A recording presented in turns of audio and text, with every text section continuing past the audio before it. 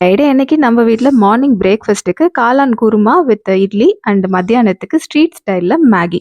நாங்க last time Udupi போயிருந்தப்போ, அங்க காயாக்கிங் போயிருந்தோம். அங்க ஒரு பக்கத்துல இருந்த ஸ்ட்ரீட் ஹோட்டல்ஸ்ல ஒரு பொண்ணு, "அக்கா இங்க மேகி சாப்பிட்டு பாருங்க. ரொம்ப சூப்பரா இருக்கும். டேஸ்டியா இருக்கும். இந்த மாரி மேகி நீங்க சாப்பிட்டுருக்கவே மாட்டீங்க" அப்படின்னு சொன்னா.